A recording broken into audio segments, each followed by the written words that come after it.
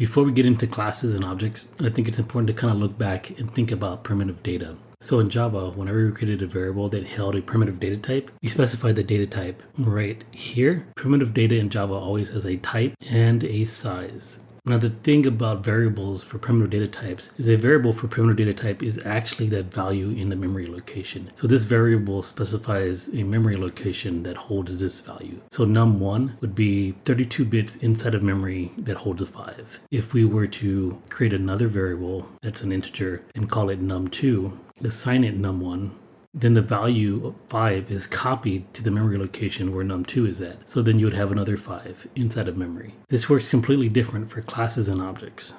So for classes and objects, whenever we create an object reference variable, we specify the data type right here. Now what this data type does is, since it's not a primitive data type, it's going to reference a class. Now remember, a class is a blueprint for an object, so this is essentially just instructions. These instructions tell Java how this string object is going to behave, what methods it has, and what data it's going to track. So whenever we instantiate an object of a particular class, Java is going to look for the bytecode that gives the instructions on how this object is going to behave. But the actual data is put into memory. We have our string object in the memory, but the variable is actually pointing to the location of where this is in memory, not the actual value. So an object has no defined size, so object reference variables only point to the address of where that object is located. If we were to create another string object reference variable and assign it the same value as name, we would not create another object. We would just have two variables that point to the same memory location. So here I declare another string variable that's pointing to the same place that name's pointing to. So what this means is this object reference variable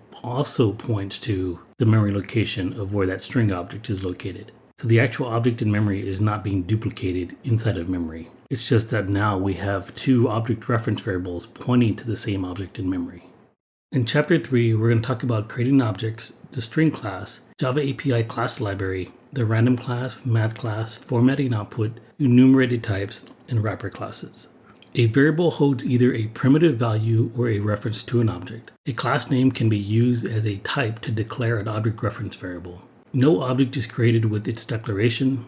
An object reference variable holds the address of an object. The object itself must be created separately. So what they're talking about with that statement that an object must be created separately is here is where we're actually declaring the object reference variable. And what we do on this side is where we're instantiating the object. Now, a string has special syntax for object instantiation, so we could just use double quotes. But most objects, you're going to use the new operator to tell Java you want to create a new object in memory. The string class can also use a new operator. So you can actually create this object just by using the new operator, the name of the class, because that's the actual name of the constructor, and then you pass in the string that you want to put.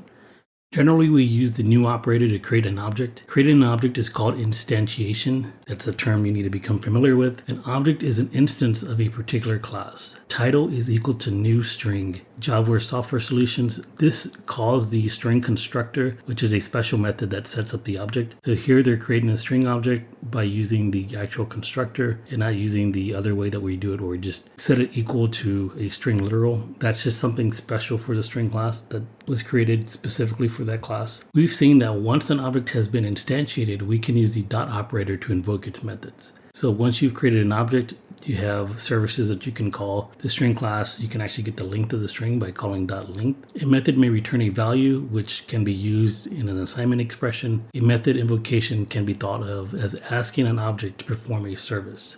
Note that primitive variable contains the value itself, but an object variable contains the address of the object. An object reference variable can be thought of as a pointer to the location of the object. Rather than dealing with an arbitrary address, we often depict a reference graphically. Here they're giving you a similar example of what I showed, but they're using num and name. The active assignment takes a copy of the value and stores it in the variable for primitive types. So if you have num1 and num2, num1's 38, num2 is 96. If you do the assignment, they both have 38, but you actually copy the value of 38 to this number. So in memory, you're going to have two values of 38. For object references, an assignment copies the address. So if name1 points to the memory location of where Steve Jobs is at, and name2 points to the memory location of where Steve Wozniak is at, then if you say name2 is equal to name1, then now both name1 and name2 are both pointing to the memory location of where Steve Jobs is located.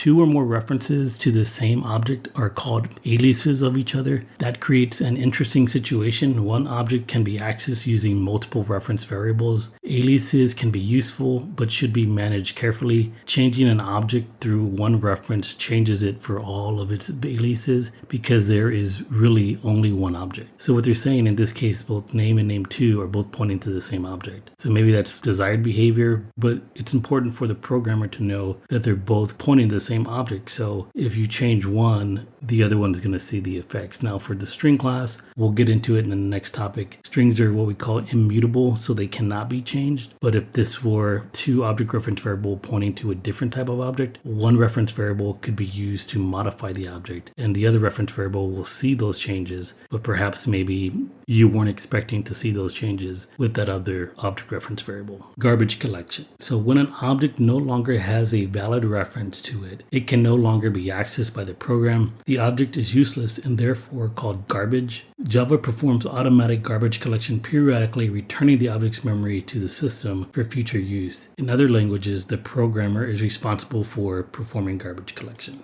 So just kind of a mental picture of what's going on is I declared an object reference variable called name1 and I assigned it the value Mike, right? So this is where the instantiation of the object happens. So when you instantiate your object, it gets put into memory somewhere. So we'll just say it's right here. And now this object reference variable name points to that memory location. Now, when I defined the type as the string class, Java is going to use the string class as the blueprint of how this object behaves. So what this does is it gives me a list of methods that I can use within my string class, but essentially Mike is its own object of the string class. So when I make another object called Steve, Steve is going to have its own location in memory. We'll just say right here. And now this object reference variable points to the address location of where Steve is located in memory. This is an object of the string class, so Java is going to use the same blueprint to define how this string object behaves. So this simply tells Java what services are available to it. So for instance, there is a method called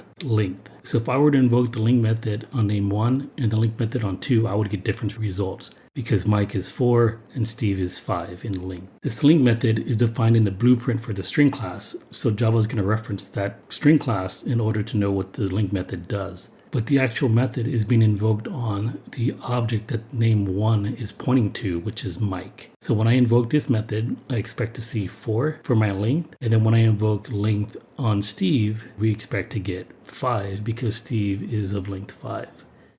We get to this line right here. We're telling Java name2 object reference variable should point to the same location that name1 object reference variable is pointing to. So what's going to happen is this object here, Steve, in memory will no longer have a valid reference to it because we're now telling Java we want name2 to actually point to the location of where name1 is pointing to. So now we're pointing right there. Since we're pointing to the same location that name1 is pointing to, name2 is also pointing to the Mike object in memory. So now when we evoke name.length, we expect to get 4. But Steve no longer has anybody pointing to it. There's no reference pointing to that object in memory. So this is where the garbage collector is going to come in effect. It's just periodically checking memory for invalid references. It's going to see that we have an object in memory that we no longer have a valid reference to, and it's going to remove it out of memory. Now we remove that object out of memory, and that memory is free to be used for something else. This is how classes and objects work. It's important to understand this because we're going to be talking about this for the next few weeks. Chapter 4, we're going to get into more detail about this, where we're actually creating our own blueprints.